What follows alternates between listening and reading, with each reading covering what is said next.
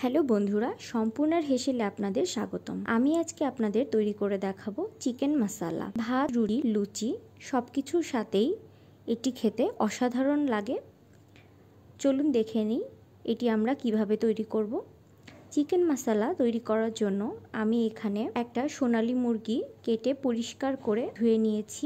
এখন এটাকে ম্যারিনেট করব। দিয়ে দিচ্ছি হাফ চামচ লবণ, হাফ চামচ হলুদ গুঁড়ো, হাফ চামচ গোলমরিচের গুঁড়ো আর 2 চামচ লেবুর রস আর সামান্য পরিমাণ সরিষার তেল। এখন ভালোভাবে হাত দিয়ে মাখিয়ে রেখে দেব 10 থেকে 15 মিনিটের জন্য। চুলায় ফ্রাই প্যান বসিয়ে দিয়েছি। প্রথমে দিয়ে দিচ্ছি সাদা তেল। তেল গরম হলে দিয়ে দেব গোটা গরম মশলা, দিয়ে দেব তেজপাতা আর শুকনা মরিচ। ফোড়নগুলো একটু নেড়ে দিয়ে দেব পেঁয়াজ কুচি। আমি এখানে 1 বাটি পেঁয়াজ কুচি নিয়েছি। এই রান্নাতে পেঁয়াজের পরিমাণ একটু বেশি লাগবে। এখন পেঁয়াজগুলো ভেজে নেব। পেঁয়াজ খুব বেশি সময় ধরে ভাজার দরকার নেই। পেঁয়াজ যখন নরম হয়ে যাবে আর হালকা বাদামি রং আসবে, ঠিক সেই পর্যায়ে দিয়ে দিতে হবে 1 চামচ আদা বাটা আর 1 চামচ জিরা বাটা। আদা আর জিরা বাটা পেঁয়াজের সঙ্গে একটু ভেজে নেব।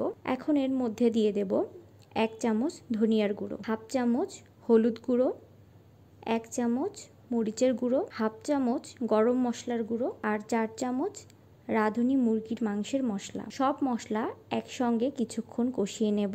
এখন একটা বড় সাইজের টমেটো আর 5 থেকে 6 কোয়া রসুন আমি একসঙ্গে ব্লেন্ডারে পেস্ট তৈরি করে নিয়েছি। এই পেস্টটা দিয়ে দিচ্ছি।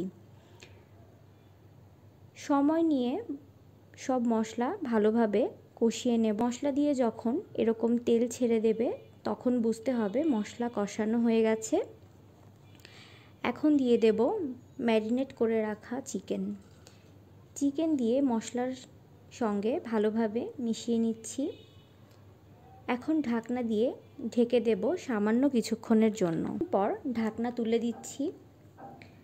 দিয়ে দিচ্ছি ফেটিয়ে রাখা টক। মাংস সময় নিয়ে ভালোভাবে কষিয়ে নেব। মাংস কষানো হয়ে গেছে আর কষাতে কষাতেই মাংস অনেকটা সেদ্ধ হয়ে গেছে। এখন দিয়ে দিচ্ছি অল্প পরিমাণে গরম জল। ঢেকে দিচ্ছি 10 মিনিটের জন্য। 10 মিনিট পর ঢাকনা তুলে দিচ্ছি। রান্নাটা আমাদের প্রায়ই হয়ে এসেছে। এভাবে কিছুক্ষণ ফুটিয়ে নিলেই তৈরি হয়ে যাবে মজাদার স্বাদের চিকেন মশলা। এই রেসিপিটি যদি আপনাদের ভালো লেগে থাকে তাহলে একটি লাইক দেবেন এবং চ্যানেলটি সাবস্ক্রাইব করার অনুরোধ রইল।